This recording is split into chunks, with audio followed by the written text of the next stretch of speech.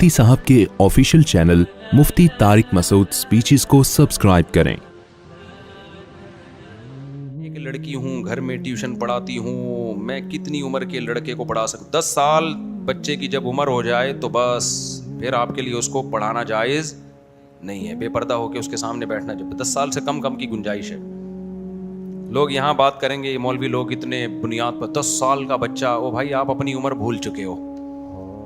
इंसान जब 10 साल का होता है ना, उसमें भरपूर ख्वाहिशात पैदा हो चुकी, बालिग नहीं होता वो, लेकिन ख्वाहिशात भरपूर तरीके से पैदा हो चुकी होती हैं। और उसी उम्र में लड़के बिगड़ते हैं, 9-10 साल की उम्र में, जिनको होमोसेक्सुअलिटी की आदत पड़ती है, महरम रिश्तों से सेक्स की आदत पड़ती है और जिना की तरफ जाते हैं। माँ बाप की तरफ से रोक टोक नहीं होती, एहतियातें नहीं होती। तो जिसकी भी आप हिस्ट्री में जाओगे ना, वो बताएगा कि मैं 9-10 साल की उम्र में बिगड़ना शुरू हुआ था। ये कह दिया कि 10 साल का जब बच्चा हो तो बिस्तर उसका अलग कर दो।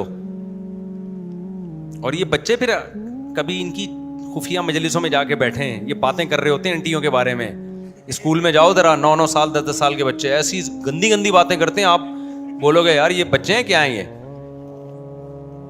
तो और आजकल का बच्चा वो तो 6 साल में जो है ना 10 साल का हो जाता है।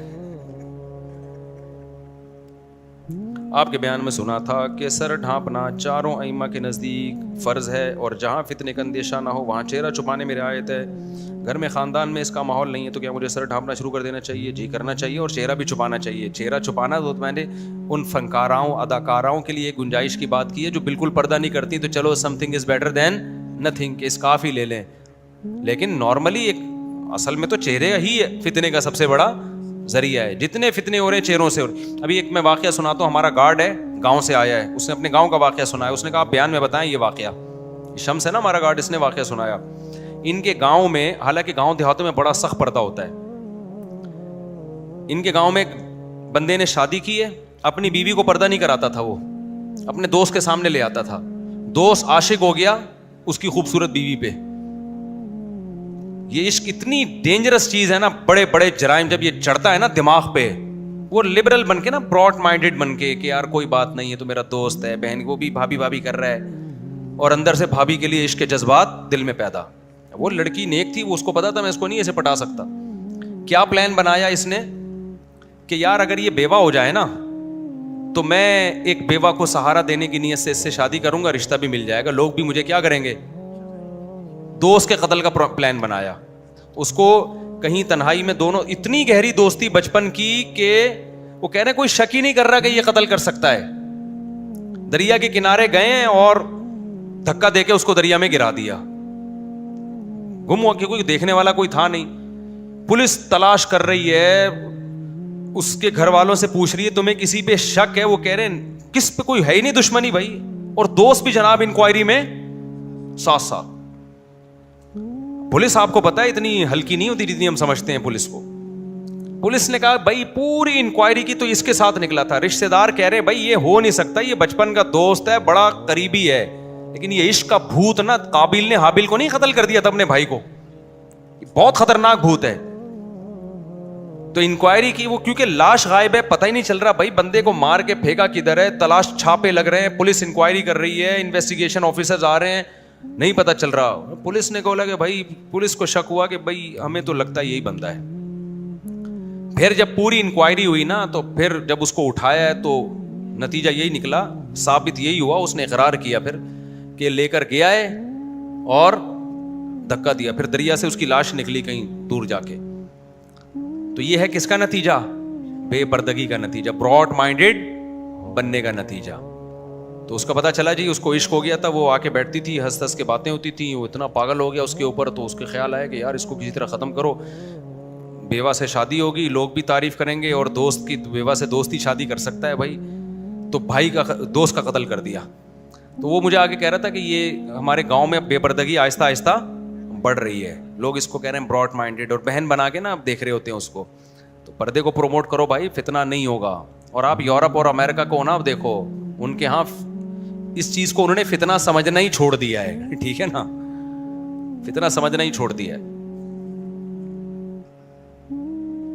अच्छा, पर्दे में एक बड़ा फायदा ये भी है कि जब लोग शादी करते थे अपनी बीवी को छुपाते थे, تو بعض دفعہ بصورت عورت سے بھی لوگ شادی کر لیتے تھے, کیونکہ فیس بک پہ تو ڈالنا نہیں ہے اس کو, صحیح ہے نا, دنیا کو دکھانا نہیں ہے. آپ کا دل کسی پہ آ گیا, بعض دفعہ وہ اٹریکٹیو دوسروں کے لیے نہیں ہوتی, آپ کے لیے ہوتی ہے. وہ کسی بیوہ پہ دل آ گیا, کسی بھاری بھرکم عورت پہ, یہ ہوتا ہے, یہ مرد کے ساتھ ہوتا ہے, یہ کوئی اور مصلحت ہے. تو پردے میں تھی, پردے میں رخصت ہو کے گھر آ گئی, آپ کے دوستوں نے نہیں دیکھی, کوئی تبصرہ نہیں کرے گا.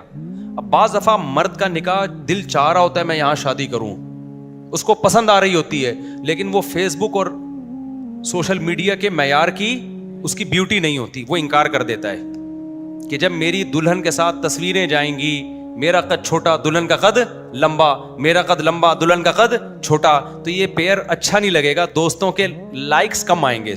اچھے بھلے رشتوں کا انکار کرتا ہے آدمی. تو پردے میں اللہ نے عورت کا بڑا فائدہ رکھا ہے. بھائی تیری بیوی تجھے پسند ہے, تو کیوں دوستوں کو دکھا رہا ہے؟ برقع پہنا, اس کو اپنے گھر میں لا کے اپنی عزت کو اپنے گھر میں بٹھا. تجھے پتا ہے, تیری بیوی کو پتا ہے کون کیسا ہے, چھوڑ دے اس بحث کو. اور باپ وغیرہ جو ہے نا, جن سے پردہ نہیں ہے عورت کا سسر سے, ان کو اس میں دلچسپی نہیں ہوتی زیادہ. وہ تو گھر کی بہو ہے, تو وہ تو پھر بہو جب بن گئی تو پھر تو ان کی عزت ہے نا, وہ دوستوں کے لیے کیا ہے, وہ تبصرہ کر رہے ہوتے ہیں دوست. تو اس لیے بھائی یہ پردے میں اللہ نے عورت کا بھی فائدہ رکھا ہے, مرد کا بھی فائدہ رکھا ہے, آپ کی بیٹیوں کا بھی فائدہ ہے. آپ کی بچیوں میں ساری تھوڑی خوبصورت ہوں گی, لیکن جب آپ کی بچی سے کوئی شادی کر کے اس کو فیس بک پہ ڈالے گا, آپ کو پتا ہے, تو پھر وہ آپ کی بچی اگر تھوڑی سی بھی شکل دبی ہوئی ہے, وہ اس سے شادی نہیں کرے گا, کیونکہ دوست پوچھیں گے ہماری والی دیکھ لی, اپنی والی کیوں نہیں دکھا رہا, تو وہ کہے گا یار وہ دکھانے کے قابل نہیں ہے. ٹھیک ہے نا, مجھے پتا ہے لوگوں, ہمارے 2007 میں ایک دوست نے شادی کی, ان کسی کو پتا نہیں ہوگا کس کی بات کر رہا ہوں, ان کو بھی نہیں پتا چلے گا. تو شادی جب ہوئی ہے نا, تو وہ اپنی بیوی کی دنیا کو دکھا رہے ہیں نا دوستوں کو, کیونکہ سب دوستوں نے دکھائی ہے, وہ بھی دکھا رہے ہیں, وہ شکل اچھی نہیں تھی اس کی. تو اس کے سامنے تو لڑکے کہہ رہے ہیں ابے ماشاء اللہ بھابھی بڑی پیاری ہے, میں نے نہیں دیکھی, مجھے پھر آ کے کہنے لگے وہ دوست, بالکل مفتی صاحب کسی کام کی نہیں ہے, پتہ نہیں کس سے کس کو اٹھا کے لے آیا, اپنی بیوی کی بے عزتی کرا رہا ہے کہ نہیں کرا رہا, حالانکہ وہ بندہ خوش ہے. تو بھائی جب وہ خوش ہے تو جیسی یہ شکل وہ خوش ہے تو آپ بھی خوش ہو جاؤ, لیکن آپ نے تو دکھائی اس نیت سے کہ آپ بولے ماشاء اللہ کتنی پیاری بھابھی ہے, تو اس کے سامنے تو کہہ رہے ہیں, پیٹھ پیچھے میرے سامنے آ کے کہہ رہے ہیں صاحب پتہ نہیں کیا اٹھا کے لے آیا ہے. تو میں نے کہا یار جب وہ خوش ہے تو آپ کو کیا اس سے کہ کیا اٹھا کے لے آیا, یہ تبصرہ کر رہے ہوتے ہیں, تو اپنی بیوی کی خود ہی تم بےزتی کرا رہے ہو یار تم. تو کلچر یہی ہونا چاہیے, آپ کی بیوی آپ کے گھر کی چار دیواری, اس کو فیس بک پہ مت ڈالو, لوگوں کو تبصرے مت کرواؤ, ٹھیک ہے نا, کیونکہ ساری عورتیں خوبصورت نہیں ہوتی, اللہ نے پیدا ہی نہیں کی ہے نا, میجورٹی تو درمیانی شکل کی ہوتی ہے, اور بہت ساری بصورت بھی ہوتی ہیں, وہ بیچاری کیا کریں گی. آپ فیس بک پہ نہیں ڈالیں گے, لوگ کہیں گے لگتا ہے کوئی دال میں کالا کالا ہے, بڑا دینی مذہبی بن گیا. آپ فیس بک پہ ڈالیں گے تو وہی ہوگا, میرے پاس آ کے بولیں گے صاحب کیا لے آیا اٹھا کے, تو کیوں بے عزتی کروا رہے ہو اپنی بھی اپنے گھر والوں کی بھی. تو بہتر ہے نا کہ ابھی سے آپ بولو بھائی ہم اپنی گھر کی عورتوں کو دکھاتے ہی نہیں, ہمارے یہاں کلچر ہی نہیں ہے, جو ہے جیسی ہے گھر کی چار دیواری میں. سمجھتا ہے کہ نہیں سمجھتا, تو اس سے خوش رہو گے, دوست بھی سمجھتے رہیں گے پتہ نہیں کیا حور لایا ہوگا جو چھپا رہا ہے.